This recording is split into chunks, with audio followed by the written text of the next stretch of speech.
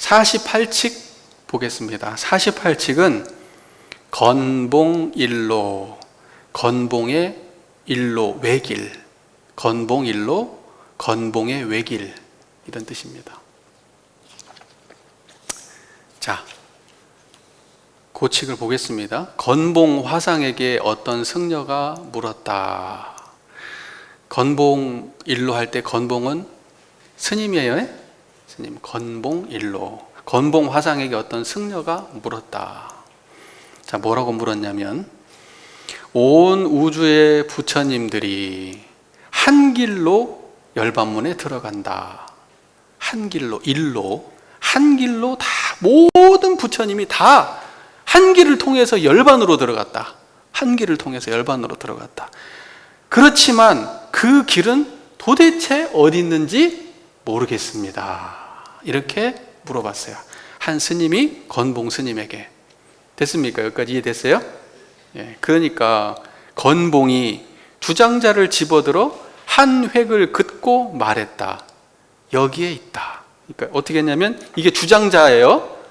볼펜이 아니고 주장자라고 합시다. 이게 한 1m쯤 돼요. 주장자요. 이걸 갖다가 이렇게 들더니 짝대기 하나를 쓱 긋고 여기 있다. 이렇게 얘기했다는 거예요. 건봉 스님이. 됐습니까? 자, 그렇게 얘기를 했고, 그 다음에 뒷날 그 승려가, 똑같은 스님이, 아까 건봉 스님에게 물어봤던 그 똑같은 스님이 운문에게 다시 가르침을 청했는데, 운문선사한테 가르침을 청했는데, 운문은, 자, 이게 부처예요. 부처. 이 부처를 이렇게 집어들고 말했다. 부처가 폴짝 뛰어 33천으로 올라가 제석천의 코를 쥐어박고 동해의 잉어를 한 방 때리니 비가 물동이를 쏟아붓듯이 내린다. 이렇게 얘기를 했어요. 이게 뭔 황당한 소린가 싶죠? 그러니까 건봉 스님한테는, 아니, 모든 부처님이, 우주에 있는 모든 부처님이 다 열반에 들어가는 한 길을 통해서 열반에 다 들어가셨습니다. 근데 내가 이 뜻을 모르겠으니까 좀 알려주십시오. 이렇게 얘기하니까 건봉 스님은 주장자를 딱 듣더니 짝대기 하나 딱 긋고 여기다, 이렇게 말했어요. 그리고 뒷날에 또 똑같은 질문을 누구한테 했어요? 운문 문헌선사한테 했어요. 그 운문 선생한테 다시 물으니까, 운문 선사는, 요것은 저기 주장자니까 내려놓고 부채를 들게요. 자, 부채를 들고는 이렇게 말을 합니다.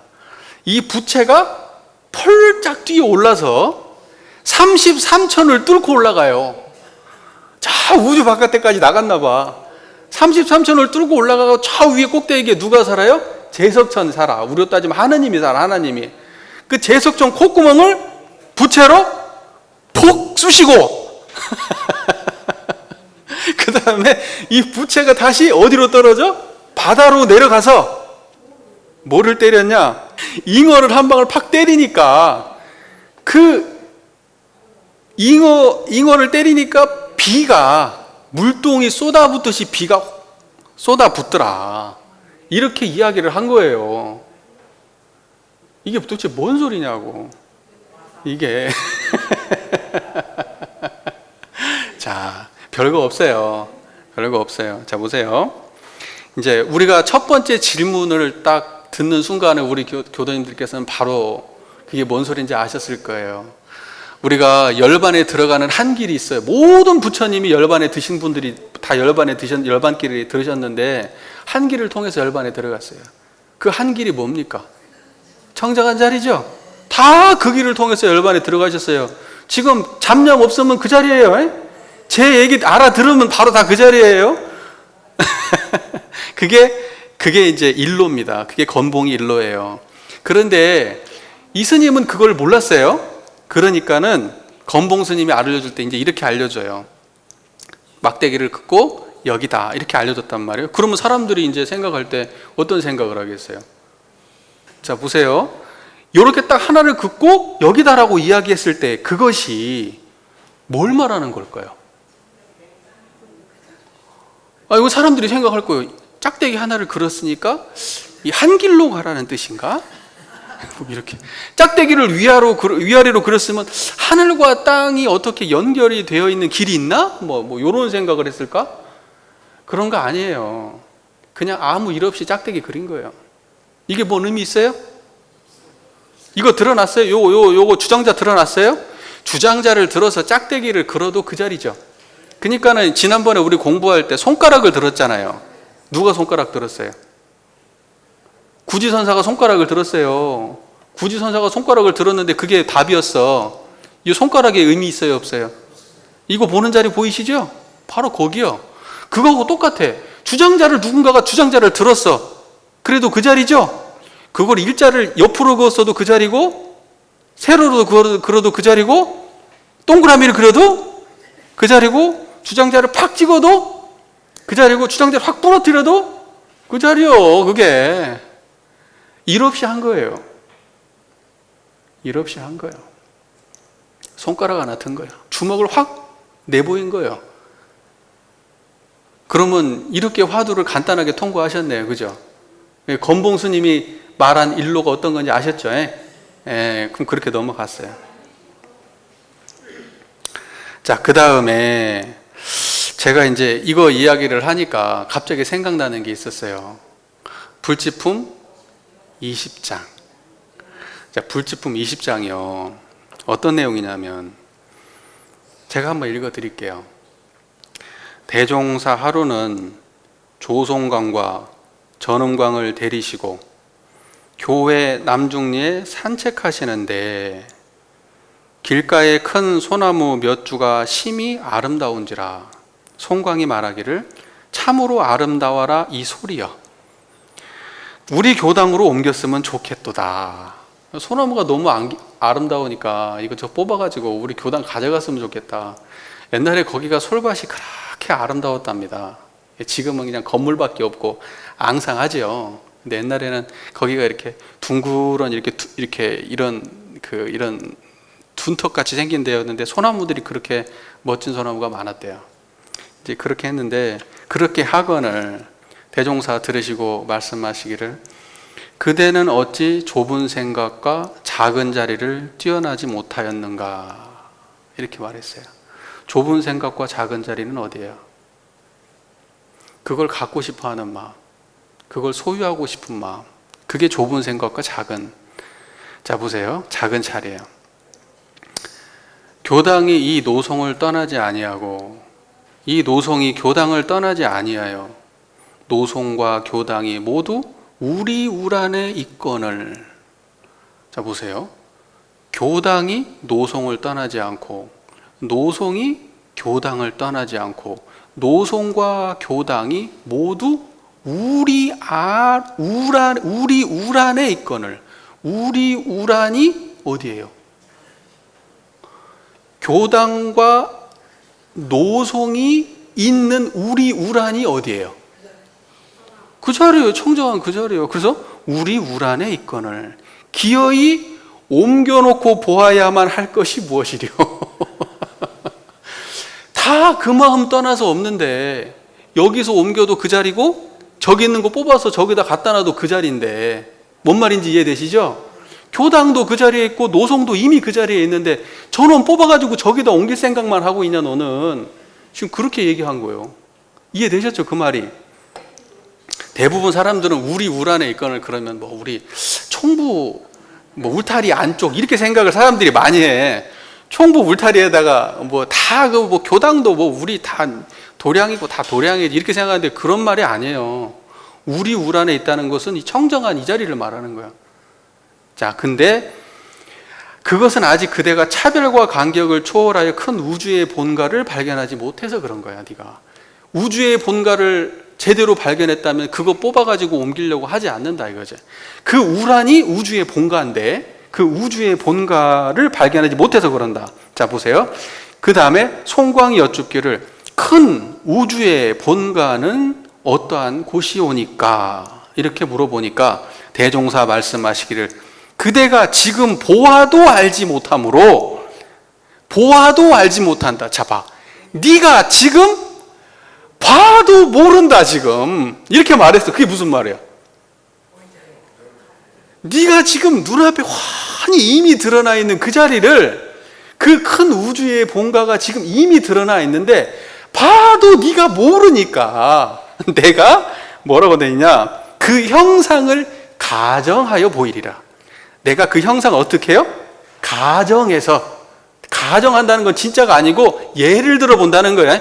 그래서 보이리라 하고 땅의 일원상을 그려 보이시며 말씀하시기를 이것이 곧 큰 우주의 본가이니 이 가운데 무궁한 묘리와 무궁한 보물과 무궁한 조화가 하나도 빠짐없이 갖추어 있나니라. 그러니까 막대기로 당신께서 들고 가시는 지팡이로 땅바닥에다가 이렇게 일원상을 그렸어요. 그래놓고 여기가 큰 우주의 본가다 이렇게 말했어요. 여기에 무궁한 보물과 무궁한 묘리와 무궁한 조화가 이미 여기에 다 있다 할 때 건봉선사가 막까지 들어가고 허공에다가 짝대기 그려놓고 여기가 거기다 이렇게 얘기하는 것과 같아요, 달라요? 같은 말이에요. 이게 같은 말이에요. 사람들이 생각하면 꼭 그래요. 동그라미에 무슨 의미가 있다고 생각을 해. 여기 뭐라고 돼? 가정하여 보인 거예요. 근데 사람들이 동그라미에 집착해. 그거하고 똑같아. 건봉선사가 허공에다가 짝대기 하나 그리면 사람들이 어디에 집착할 것 같아요? 건봉이 허공에다가 작대기를 일자를 그었다, 한 획을 그었다 이렇게 생각할 거 아니야. 그렇게 하면 안 된단 말이야. 그러니까 우리도 똑같아요. 우리 교리를 해석할 때도 대종사께서 바닥에다 동그라미 그렸으니까 동그라미 안에 어디 뭐가 들었나? 거기 찾아봐요. 거기 아무것도 없어요. 그 바닥에 그린 동그라미는. 뭔 말인지 아시겠죠? 그래서 제가 갑자기 이 본문이 생각이 났어요. 건봉일로를 하니까 건봉이 허공에다가 한 획을 그었다고 하니까 대종사님도 바닥에다 동그라미 그렸는데 생각이 나가지고 이 본문을 좀 소개를 해드린 겁니다. 자, 그 다음에요. 그 똑같은 걸 물었던 그 승려가 운문선사한테 또 갔어요. 이쪽에서 답을 얻었어요? 못 얻었어요? 못 얻었겠지. 못 얻었으니까 갔겠지. 그래서 운문선사한테 또 물어보러 갔어.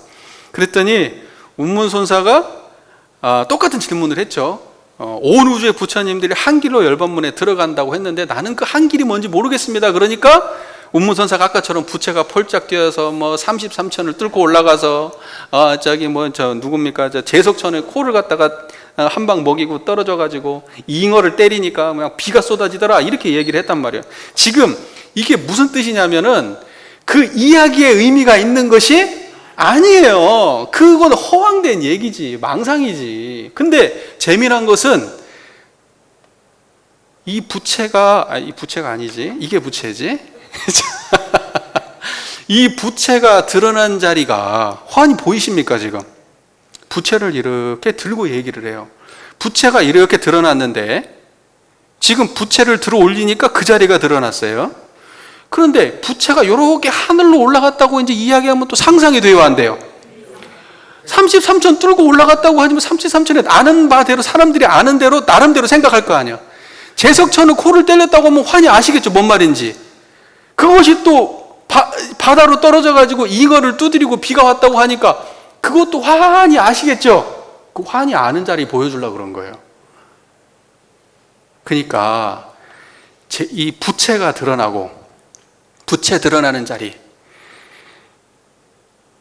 부채가 날아 올라가지고 33천을 뚫고 제석천에 코를 때렸다고 하는데 그것이 드러난 자리, 그것이 바다로 떨어져 가지고 잉어를 때리고 빗물을 쏟아붓겠다고 하는데 그것이 드러난 그 자리, 그것이 청정한 자리 아닙니까? 그게 일로라고요. 그 자리를 보여주기 위해서 그 이야기를 한 거예요. 근데 재미난 건 이런 선가에서는요, 이런 수많은 이러한 이야기들이 있잖아요. 선가에 보면 이런 이야기가 참 많아요. 시라, 이런 비슷한 시들이. 말도 안 되는 얘기들이. 그 말도 안 되는 이야기들 속에서 사람들이 헤매요. 그러니까는 그런 책을 갖다가 읽으려고 딱 책을 펴가지고 보기 시작하면 한 장, 두 장도 못 읽어서 넘어가지 못하고 지겨워, 그냥. 그냥 막 질려, 그냥. 이게 뭐야? 그러고 그냥 덮어버리는 거예요. 그런데 사실은 그것이 왜 존재하는 것이냐? 그것이 드러나는 그 자리 보여주려고 그러는 거예요. 무슨 뭐 철갑을 둘러쓴 뱀이 어쩌다 뭐 이런 얘기가 나오면, 그게 철갑을 둘러쓴 뱀이 어디가 있겠어요? 철갑옷을 입은 뱀이 어디가 있겠냐고. 근데 철갑옷 입은 뱀이 우리 마음속에 드러나잖아요. 그 드러난 자리 보여주려고 그러는 거예요. 어떤 경우에는 악 소리를 질러서 보여주고, 어떤 경우에는 두드려 패가지고 느낌으로 보여주고, 어떤 경우에는 이야기를 해가지고 그 이야기의 바탕을 보여주고. 뭔 말인지 아시겠죠? 그렇게 보여주는 거예요. 그러니까 운문선사가 쓴 그 방편은 뭡니까? 이야기예요. 이야기. 그 이야기의 바탕을 보라 하고 이야기를 들려준 것이고, 그 다음에 우리 건봉 화상이 보여준 방편은 뭡니까? 보이는 거. 시각방, 요 보이는 자리를 봐라 그러고 그렇게 보여준 거예요. 둘 다 방편을 썼어요. 하나는 눈으로 보이는 방편을 썼고, 하나는 생각에서 드러나는 방편을 쓴 거예요. 그래서 어차피 보이는 그 자리나 생각되는 그 자리가 같은 자리예요. 그게 일로예요. 한 길이에요. 됐습니까? 그쪽으로 가야 우리가 성불을 합니다. 열반도 하고. 됐습니까? 예. 됐네요. 우리 교도님들이 그러니까 앞으로 뭐 망상 끓이고 살지 마십시오. 망상의 바탕을 보셔야죠. 망상의 노예가 되면 안 돼요. 근데 어려워요, 쉬워요? 어렵죠? 그래서 생각하십시오. 내가 망상을 끓이고 앉아 있으면 내가 한계를 놓쳤구나. 그래서 건봉선사가 주장자 들고 여기다 라고 얘기할 때 바로 그 자리로 돌아오시면 됩니다. 자, 그 다음에 무문의 말.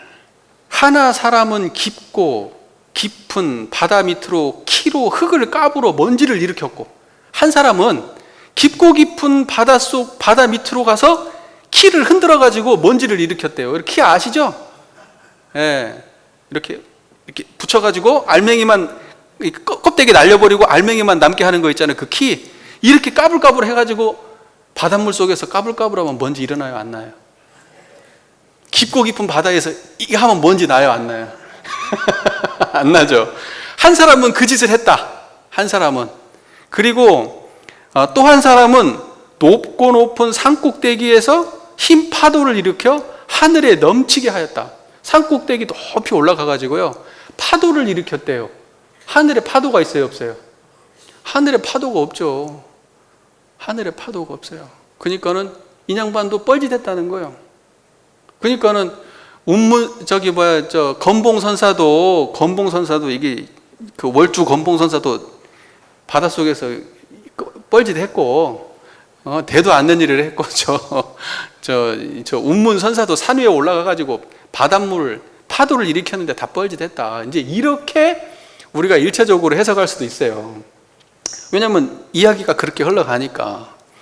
그 다음에 또 하나는 보통 이제 선가에서 이런 식으로 앞에 이렇게 딱 이야기를 해놓고 뒤에서 완전히 부정하는 말을 할 때는 그거 방편이고 본질은 아니야 라고 해서, 사실은 그 두 사람의 방편에 집착하지 말라고 이제 그 앞에 했던 그 두 가지 이야기를 부정을 해버리는, 화두를 앞에 했던 사람을 부정해버리는 그런 경우가 있어요. 그럼 그 사람 자체의 깨달음을 부정하는 게 아니라 거기에 집착하지 말라는 의미도 있어요. 그런데 제가 볼 때는 그런 뜻은 아닌 것 같아. 저는 이걸 그렇게 안 보고 다르게 보려고 노력을 해봤어요. 그랬더니 다르게 보여요. 어떻게 보이느냐. 한 사람이 깊고 깊은 바닷속에서 키질을 해가지고 먼지를 일으켰다. 이게 무슨 말이냐. 먼지를 일으켜서 바다를 보여주었다. 이렇게 해석해야 된다. 그러니까 먼지라고 하는 것은 방편이에요. 하지만 뭘 보여주고 싶었던 거예요? 바다를 보여주고 싶었던 거예요. 한 사람은 산꼭대기에 올라가가지고 파도를 일으켰어요. 하지만 파도를 보여주기 위한 게 아니라 파도를 일으켜서 하늘을 보여주고 싶었던 거예요. 그러니까 바다 깊은 그 바닷물이 청정한 이 자리고, 그게 일로고, 하늘에 이 높고 높은 하늘이 청정한 이 자리다 이 말이야. 그러니까는 건봉선사는 바다에서 먼지를 일으켜서 바다를 보여주었고, 그 다음에 운문선사는 산꼭대기에서 파도를 일으켜서 허공을 보여주었다. 이렇게 해석하는 것이 맞지 않겠나. 제 해석이 더 멋있죠. 저는 그렇게 생각합니다. 그래도 이런 참 훌륭한 분들을 또 그 불교의 전통은 뭐 문제 없겠지만은 우리 입장에서 볼 때는 또 막 까대기가 쉽지 않아요. 미안하잖아요. 그러니까 살려서. 근데 그렇게 해석하는 게 맞지 않나 저는 생각해요. 그 다음에 보면 함정에 몰아넣어 꼼짝 못하게도 하고 자유롭게도 놓아주기도 하면서, 이 두 사람이 어떻게 했다는, 그 사람을 함정에 몰아넣기도 하고 자유롭게도 했다 그래요. 그 사람을 깨치게 하기 위해서 함정에 몰아넣기도 하고 또는 자유롭게도 했다.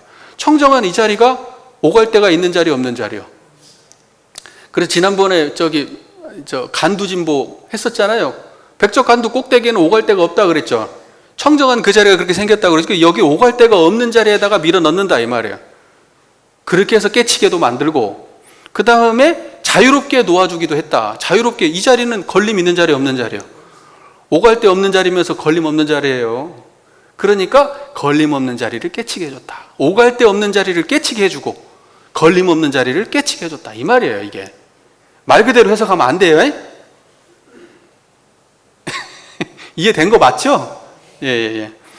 그러면서 각자 한 손을 내밀어 종승을 부축해 세웠기도 하면서, 자 보세요. 각자 한 손을 내밀었으니까 운문선사도 한 손 내밀고, 저 누굽니까? 원주 건봉 화상도 한 손을 내밀었어. 그래갖고 둘 다 한 손을 내밀어 가지고 그 한 사람은 어떻게 그 깨달음으로 인도했다 이 말이에요. 그것이 뭐냐면 종승을 부축해 세웠다 이 말이에요. 종승이라고 하는 것은 그 선가의 깨달음을 말하는 거예요. 그 깨달음, 가장 으뜸된 종지를 갖다가 바로 세웠다 이렇게 얘기를 하는 거예요. 그러니까 이렇게 해석을 해야지 뒤에 이런 말들하고도 맥이 맞아요. 근데 뒤에를 부정하고 갑자기 이런 얘기하면 문맥마다 다 너무 희한한 말들이 되니까 제가 앞에를 이렇게 해석을 해드린 겁니다. 그러면서 각자 한 손을 내밀어 종승을 부축해 그랬지만 흡사, 곱사 등이 두 사람이 딱 마주친 것과 같아서 이렇게 말했어. 그렇게는 했는데 내가 이렇게 두 사람을 이렇게 해가지고 양쪽에서 부축을 해가지고 내가 깨달음을 얻게 만들었는데 흡사, 곱사 등이 두 사람이 마주친 것과 같다 이렇게 말했어요. 그때 곱사 등이라고 하는 말은 이제 옛날엔 이렇게 막 썼는지 모르겠는데 지금 이런 말 쓰면 큰일 나요 지금. 근데 어쨌든 여기에는 그렇게 표현이 되어 있습니다. 어쨌든 이건 무슨 말을 하냐면 꼿꼿이 서 있지 않고 굽어 있다는 거예요. 꼿꼿이 서 있지 않고 굽어 있다. 그 굽어 있다는 건 뭡니까? 이때에 굽었다는 것은, 꼿꼿이 서지 않고 굽었다는 것은 뭐냐면 이 사람을 종승을 바로 세우기 위해서, 사람들한테 깨달음을 얻기 위해서 방편을 썼다 이 말이에요. 방편을 썼다는 것은 방편을 쓸 때 이 자리가 보세요. 그러니까는 뭐냐면 여기에서는 방편 쓰는 거에 대해 항상 부족한 거라고 말을 해. 그러니까 방편만 썼다 그러면 그것이 전부 다 허물을 지었다고 말해요. 죄 지었다고 말해. 방편 써서 얘기하면. 근데 방편을 쓰면은 이것이 뭐냐면 제대로 펴진 게 아니라 구부러진 거예요. 제대로 펴지면 어떻게 되냐? 방편을 쓰지 않고 깨닫게 해줘야 돼. 근데 방편을 써서 깨달으면 구부러진 곱추라고 표현을 한 겁니다. 근데 두 사람이 방편을 썼어요, 안 썼어요? 언어적 방편을 썼잖아요. 그러니까는 그걸 곱추라고 표현을 한 거예요. 그러니까 뒤에 이렇게 말합니다. 세상에는 분명 꼿꼿이 선 멀쩡한 사람은 없나 보다. 그러니까 뭐냐면 꼿꼿이 선 멀쩡한 사람이라는 것은 방편을 통하지 아니하고 바로 전해줄 수 있는 사람이 세상에 있다 없다? 그런 사람은 없나 보다. 이렇게 이야기한 거예요. 해석이 그럴듯해요? 이게 어디 해석이 나와 있는 게 아니에요. 제가 제 마음대로 한 거예요. 그러니까 여러분도 마음대로 하세요. 그렇게 하시고, 그렇게 생각이 들었어요. 저는 그렇게 됐고, 그 다음에 바른 눈으로 살펴보면, 바른 눈은 뭐예요? 청정한 자리예요. 그 안목에서 살펴보면 두 노인이 모두 아직 길을 알지 못하고 있다. 그러니까 뭐냐면 건봉화상도 운문선사도 길을 모르고 있다 이렇게 말했어. 일로를 모른다 이 말이에요. 그러니까 뭐냐면 일로가 뭡니까? 일로라는 게 그게 길이라는 게 이렇게 지금 도로처럼 나 있는 길이에요. 그러니까 뭐냐면 이것은 길이라는, 이 길을 모른다는 것은 부정적 의미가 아니라, 이 사람이 길을 모른다, 일로를 모른다는 의미가 아니라 그 일로는 그 일로가 아니라 이 말이에요. 그러니까 길 없는 길을 안다 이 말이에요. 길 없는 길을 안다는 것을 이 사람들은, 두 사람은 길을 모른다 이렇게 설명한 거예요. 이해가 되셨습니까? 그 말이? 예. 지금 우리가 길이라고 하지만 그건 길 아니잖아요. 우리가 말하니까 길이라고 하지만 그 길 아니거든요, 그거. 표현하자니 길이지. 그러니까는 길을 모르지. 인양반들이 아는 건 그 길이 아니니까. 뭔 말인지 아시고, 청정한 이 자리잖아. 그건 길이 아니거든. 그러니까 길을 모른다고 얘기한 거예요. 됐습니까? 예. 오히려 이제 이걸 한다면 무문이 자기 허물을 드러낸 거예요. 엄밀하게 얘기하면은. 예. 자,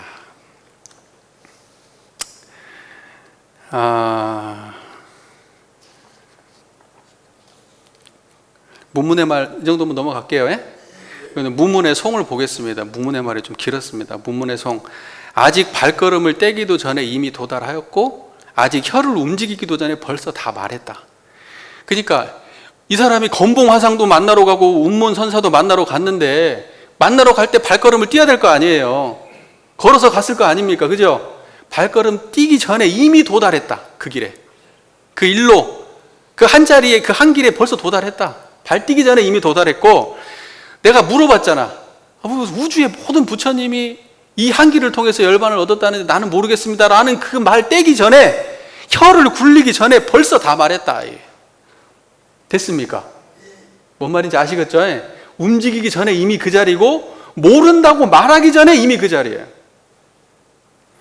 자, 그 다음에 설령 한 수 한 수에서 기선을 제압한다 하더라도 묻고 대답하는 거예요. 한 수 한 수 묻고 대답하고, 이럴 때 묻고 대답할 때 기선을 제압한다고 하더라도 다시 위로 향하는 한 개의 구멍이 있음을 알아야 된다.